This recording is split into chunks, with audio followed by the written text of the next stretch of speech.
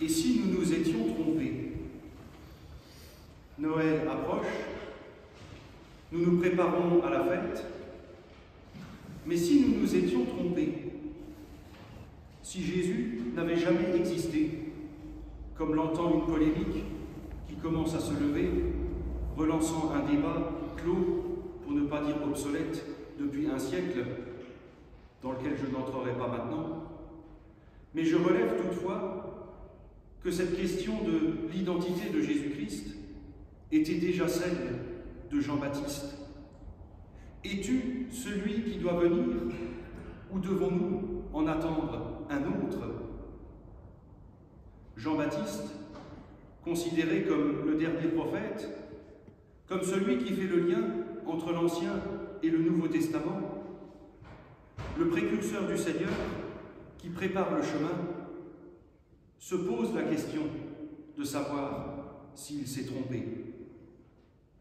Peut-être parce que Jésus ne correspond pas à l'image du Messie que Jean-Baptiste annonçait. D'ailleurs, à la question des disciples de Jean, Jésus ne répond pas directement, comme à son habitude d'ailleurs. Il aurait été un champion du jeu ni oui ni non, parce que son message et sa personne ne peuvent se limiter à un simple oui ou un simple non. Jésus veut tous nous obliger à regarder plus loin que nos certitudes, nos désirs, nos doctrines ou nos attentes. Il ne répond pas directement à la question du baptiste parce qu'il ne veut pas et ne peut pas s'imposer ou se démontrer. Jésus renvoie à ce qu'on pourrait appeler l'expérience messianique. Les aveugles retrouvent la vue, les boiteux marchent droit, les lépreux sont purifiés, les sourds entendent, les morts ressuscitent, et la bonne nouvelle est annoncée aux pauvres. Plus que de décrire des miracles, Jésus décrit cette expérience messianique comme un changement complet de vie et de pensée, qui s'ouvre au Messie incarné en Jésus-Christ et libéré de son aveuglement idéologique ou culturel pour trouver la vue du questionnement, de la recherche, de la quête et de l'expérience. Ce qui est la dynamique de toute foi. Ceux qui boitent à cause de leurs doutes, de leurs angoisses, de leurs difficultés relationnelles, de leurs échecs ou de leurs fautes, retrouvent l'assurance. Ceux qui étaient victimes du mépris des autres, leur collant à la peau comme la lèpre, sont acceptés comme ils sont et guérissent de leurs complexes. Les sourds qui n'entendaient rien d'autre qu'eux-mêmes sont ouverts à une parole de vie et de transformation. Les morts du trop-plein d'eux-mêmes ou victimes des épreuves de la vie peuvent se relever. Jésus-Christ ne s'enseigne pas lui-même. Sa messianité ne s'impose pas, tout comme on ne peut pas enseigner la foi pour entraîner l'adhésion, comme on enseignerait une règle de grammaire ou le théorème de Pythagore. Es-tu celui qui doit venir, ou devons-nous en attendre un autre? Dans sa réponse, Jésus nous appelle à revoir tout ce que nous pensons ou croyons savoir de Dieu. Vous le savez, et Jean-Baptiste en parle un peu plus tôt dans l'Évangile selon Matthieu, comme beaucoup de ses contemporains, il attendait un Messie politique, quelqu'un qui chasserait les Romains et rétablirait le royaume de David. C'est d'ailleurs pourquoi l'Ancien Testament développe l'idée que le Messie doit être un descendant de David. Et le Nouveau Testament insiste sur cette filiation aussi. Vous connaissez l'arbre généalogique de Jésus qui ouvre l'Évangile selon Matthieu. Pourtant, Jésus tranche avec cette compréhension du Messie pour en présenter un visage complètement différent.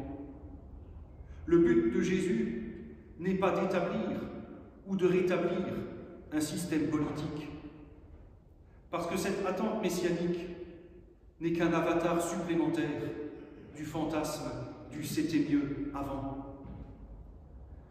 Jésus-Christ nous dit que si c'était bien avant, alors nous devons rendre grâce.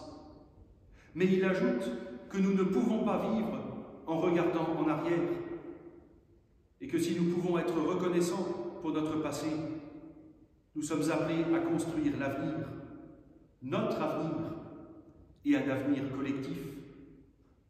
Ce qui constitue un encouragement pour nous, alors que nous pouvons nous poser la question du sens de Noël dans une société où la seule attente véritable est celle de faire du chiffre. Regardez le marché de Noël de Strasbourg.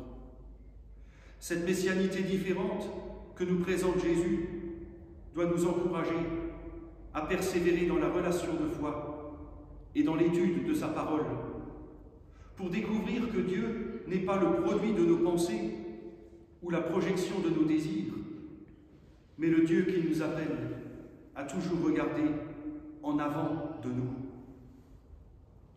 Es-tu celui qui doit venir ou devons-nous en attendre un autre? Jésus tranche avec ce que ses contemporains pensaient du Messie, parce que, pour reprendre une autre affirmation de l'Évangile, Jésus-Christ est l'incarnation de Dieu. Parler de Dieu, au fond, c'est facile.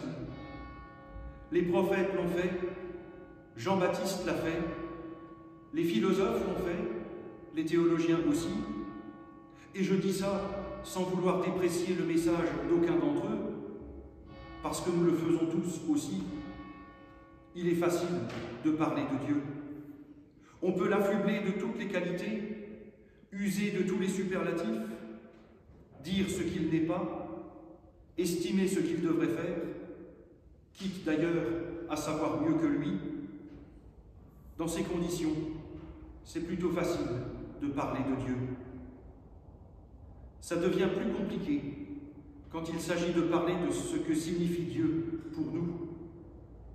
C'est pourtant la démarche de la foi. Le théologien Paul Althaus disait, en parlant de toutes les constructions intellectuelles auxquelles je faisais référence pour parler de Dieu, qu'elle décrivait un Dieu à la troisième personne, un « il », alors que la foi consiste à faire de Dieu un « tu ». La foi nous appelle non pas à parler de Dieu, mais à parler à Dieu. Et surtout, et peut-être avant tout, laisser Dieu nous parler. C'est ce que fait et ce qu'est Jésus-Christ. Il est l'incarnation de Dieu, celui qui nous fait comprendre que Dieu n'est pas seulement au ciel, mais qu'il a, excusez le gros mot, une dimension immanente, c'est-à-dire matérielle, terrestre, physique. En Jésus-Christ et par la foi au Christ, Dieu devient ce tu auquel il est possible de s'adresser et qu'il est possible d'écouter pour le laisser transformer nos vies. Et quand on sait que nous pouvons dire tu à Dieu tous les jours, ça remet pas mal d'idées en place. Les aveugles retrouvent la vue, les boiteux marchent droit, les lépreux sont purifiés, les sourds entendent, les morts ressuscitent, la bonne nouvelle est annoncée aux pauvres. Telle est l'expérience que Jésus propose de sa messianité et que nous sommes appelés à découvrir dans la foi. Es-tu celui qui doit venir ou devons-nous en attendre un autre? Jean-Baptiste ne s'était pas trompé, pas complètement. Jésus est bien celui qui doit venir, mais il est autre que celui que Jean et ses disciples attendaient. Amen.